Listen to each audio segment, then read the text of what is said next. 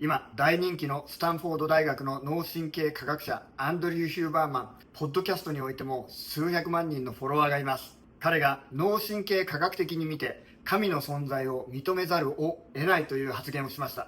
これは AI の専門家であるジュリア・マッコイさんの YouTube の動画からの引用と、彼自身が本当に喋っている内容を今日はご紹介しながら、その辺を紐解いてまいります。彼は今祈りに夢中と言えます。何をやっても解決しなかった問題が実際に神への祈りを通じて解決されたと彼は証言します。お楽しみください。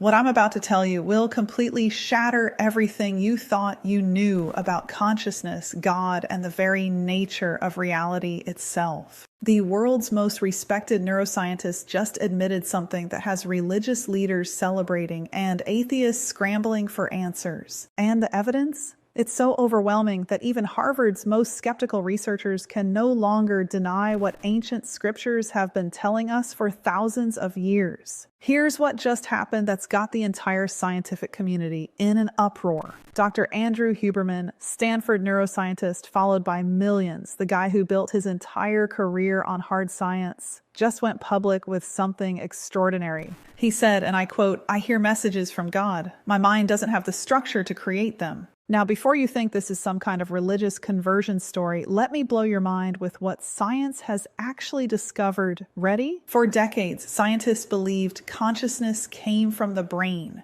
ロジャー・ペンローズも量子脳仮説において、意識はマイクロチューブル、微小管の中で生成されるということを言ってきました。しかし、本当は脳は受信機なんです。外部に存在する意識が五感の領域にアクセスするにあたって脳を経由するわけです。受信機として脳を経由して意識の世界というものを体内で体験するようにできているんです。脳はつまりアンテナという役割を担っているんです。アンテナは音楽を受信することができても作り出すことはできないんです。Like your brain was some kind of consciousness generating machine. But recent breakthrough research has completely flipped this understanding upside down. Here's the game changer. Your brain doesn't create consciousness, it receives it. What? This goes against every new age teaching. Hold on. Science is proving this is real. Think of your brain like a radio antenna. The radio doesn't create the music. It tunes into radio waves that already exist in the air around you. Here's the crazy part. Your brain works the same way. It's tuned into a field of consciousness that exists whether you're paying attention or not. Now, this isn't wishful thinking or pseudo.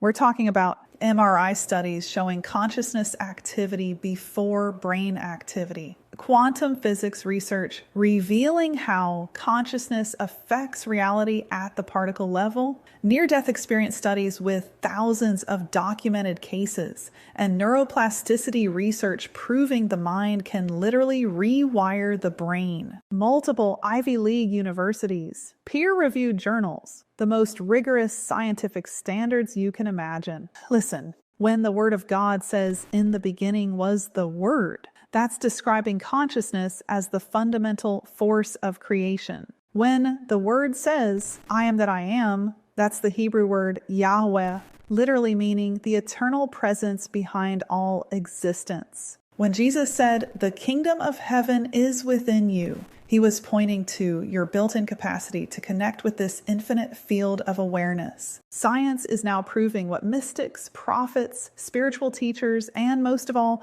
the Word of God has said forever. We are not bodies with souls, we are souls with bodies. And here's where it gets really wild. Prayer, something our culture has largely dismissed as outdated superstition, is having a massive renaissance. Why? Because when you understand that consciousness is fundamental, prayer isn't just talking to yourself. It's literally interfacing with the creative force of the universe. Quantum entanglement research shows that when you pray with focused intention, you create measurable effects in reality. This isn't metaphor, this is physics. 祈りとは単なるアファーメーションとはわけが違います。想像の力にアクセスするツールなんです。この部分を後ほどアンドリュー・ヒューバーマンが証言します。So, if consciousness doesn't come from your brain, where does it come from? If you're tuning into a field of awareness that transcends space and time, what is that field? If your deepest spiritual experiences involve connecting with something infinitely greater than yourself, and science now proves this connection is real, what are we actually connecting with?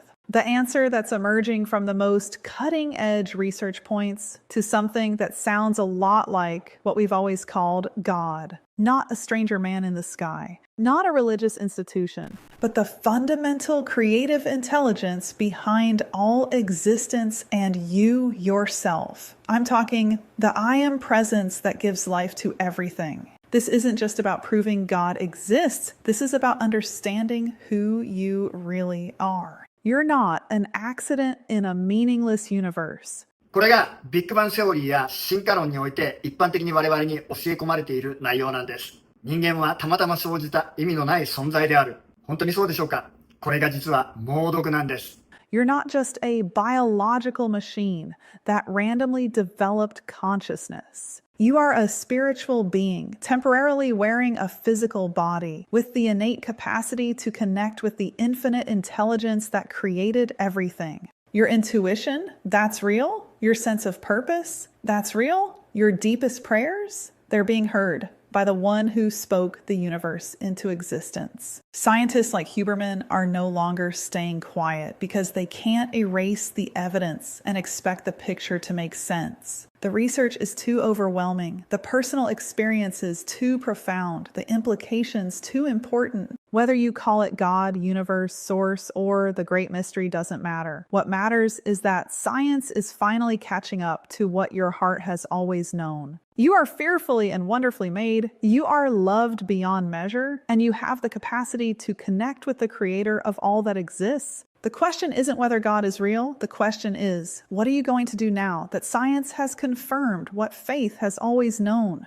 The conversation about consciousness, spirituality, and the nature of reality is just getting started, and you're invited to be part of it. Remember, you're not an accident. You're not alone. And the one who created the stars knows your name. 実はあなたはとんでもない能力を解き放つ力を持っているんです。ヒューバーマンが話します。We know that the programs, meaning genes, so genes, DNA, and there's DNA, then there's RNA, and then there's proteins. And proteins are the action end of the game where they say, hey, like grow over here, don't grow over there, become this kind of cell, dopamine cell or a serotonin cell.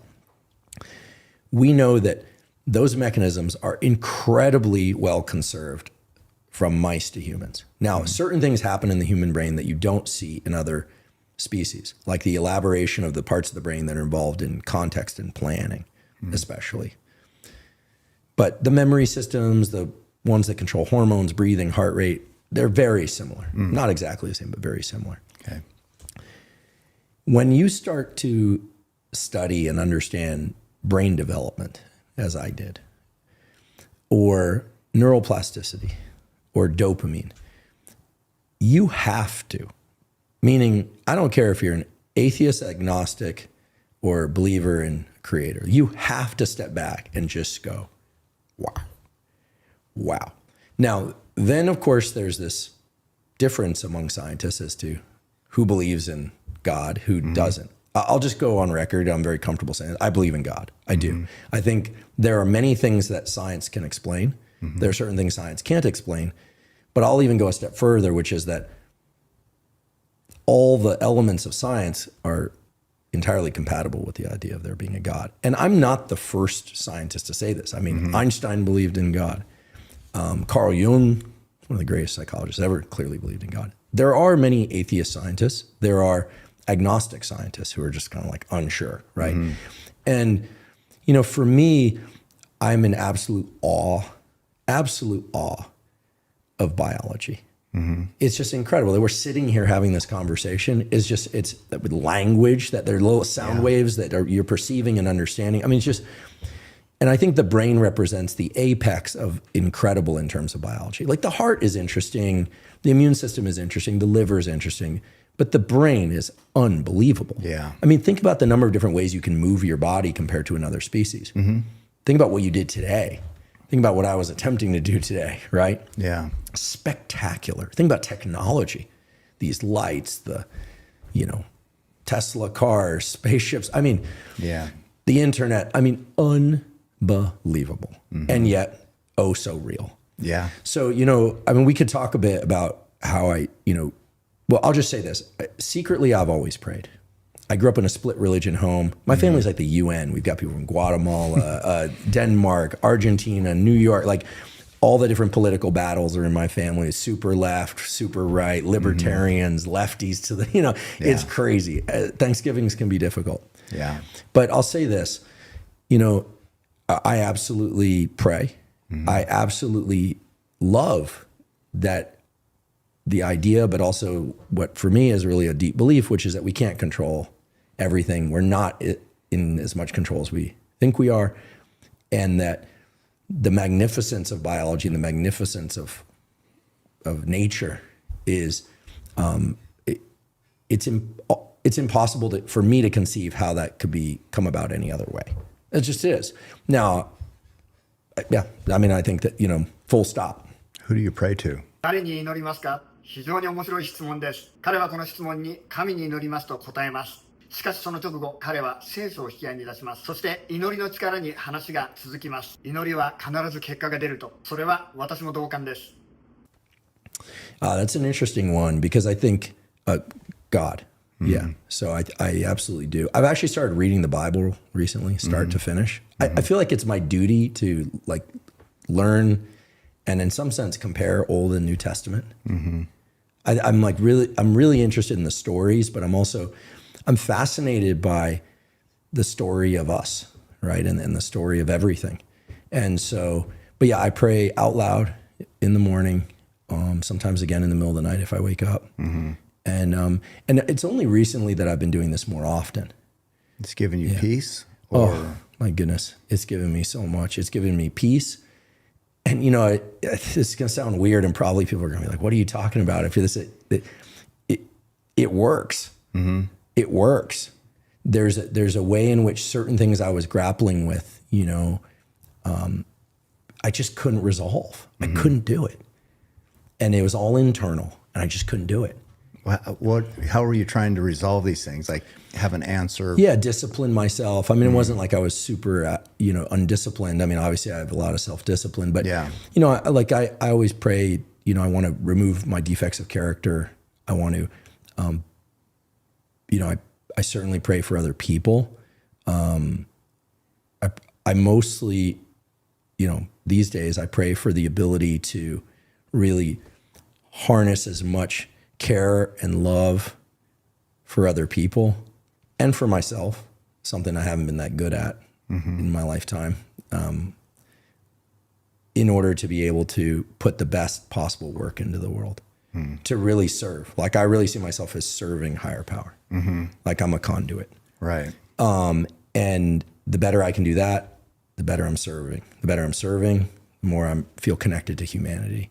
I always wanted to have a deeper relationship to God. I always wanted that. さらに彼は神との近い関係を持ちたいと切り出します。And I kind of was like, why don't I have that? Well, duh. That's like saying I want to be fit. Why I'm not fit? Well, because you're not running, you're not lifting, you're not doing the things. It was like, and it was a couple of different people that kept showing up in my life and they were doing it. And it was like, well, pray. And, I've learned, and I certainly try and do this, that a lot of prayer is about listening. And a lot of prayer is about you ask for things or listen for things. And then an hour later, 2 days later, you go, wait. Like it doesn't happen in the moment necessarily, just like fitness. I don't want to compare fitness. I don't want to trivialize prayer by comparing to fitness, but there's some parallels that are relevant. It's consistent work. Yeah, it's consistent work. And then all of a sudden, like things come up and you're like, oh my goodness, I can't believe it. That makes so much sense. Now, その瞬間答えが来なくてもタイムラグがあって必ず答えがあると彼は言います。マルコの福音書11章においてはこのように言っています。祈ったことはすでに答えられたと信じなさい。そうすればそのようになるであろう。信じれば量子の世界ではそれが完結するんです。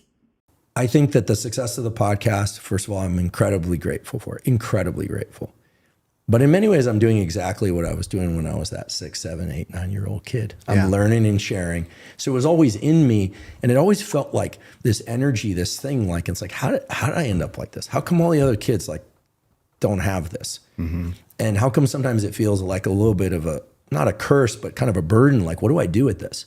And the deep satisfaction for me comes from acknowledging this is me. I've always been this way. It's not going to change. And that it's not coming from me. It's coming through me. Right. And I just want to do right by it. And I think we talked a little bit. It's a gift, and you're honoring your gift. That's right. Essentially. Yes. Yes. Well, and I feel like if we're honoring our gifts, we're rewarded. Absolutely. And I think one of the biggest rewards recently comes from, and we talked a little bit about this on the mountain today. It's like, for me, the sweet spot that I finally get steady glimpses of is being loving, but also realistic. ここで大変面白い話になります。愛と現実のバランスに関して話が及びます。愛が過剰になると人を信じて失敗したり、また愛を失うとあらゆることが皮肉に見えてくると彼は言います。そのバランスも祈りが取ってくれるんだそうです。Like, you can be so loving that you lose touch with the reality. Too much trust isn't good either. But you don't want to be unloving to yourself and others, because then you look at the world through a cynical lens, and then you're not going to be doing your best work. So for me, it's all about being loving, but realistic. And I think prayer helps me arrive there. It does many, many other things. I also just feel like our time here is limited, and I've been so blessed by people that have come along. I mean, those academic mentors meant everything to me, but so did the academic mentors that I didn't work for directly that helped me along. So did the high school football coach that taught me how to lift. So did Lex Friedman, you, Joe Rogan, right? Rich Roll, people who gave me the opportunity to talk on their podcasts about science, and then eventually, we started our own podcast. So to me, it's this like beautiful ecosystem, and I never ever think of myself as like, okay, like I'm here professing to people. I just love being a part of it. I also, just like when I was a kid, I'm crewed up with a bunch of great people, and it's not all guys. Rhonda Patrick too, who, by the way, folks, people always say, who was first man in on public facing science and health education? Not first man, first woman. It was Rhonda. She was the first. Then came Matt Walker, me, some others, right? So I think the community of podcasters also, I feel like, wow, like this is as great as when I discovered neuroscience. And I actually feel more resonance with podcasters because it's really like of the love. You can't have a podcast that is worth anything in terms of its success or its content unless the person doing it loves that thing. Right. Like you can't, it's not journalism. It's not media. I mean, and there's a media component because it's public facing, but it's like you love bow hunting. Yeah. You love fitness. You love hammering away every day, right? Yeah, right. And so you're basically talking about the things that you would be doing anyway. And so am I, and so is Joe, and so is Lex, and so is Rich, so is Rhonda. Yeah. And we're getting paid for this. Right, exactly. I do this for free. Exactly. So if anyone out there wants to do a podcast or social media, what I would say is make sure that what you talk about is something that you really, truly care about. いかがだったでしょうか。アンドリュー・ヒューバーマンの名前と God、フェイスと検索ワードで入れていただくといろいろなチャンネルが出てきます。大変興味深い発言をしておりますので、ぜひご覧になられてみてください。いつも動画をご覧になっていただき誠にありがとうございます。もし面白いなと思ったらいいねとチャンネル登録お願いします。また今 LINE の方にご登録いただけましたら、無意識を書き換えるメソッドを3本の動画でプレゼントいたしております。ぜひそちらの方にもご登録ください。必要な人がいたらシェアしてください。感想をコメントでいただけたら感謝します。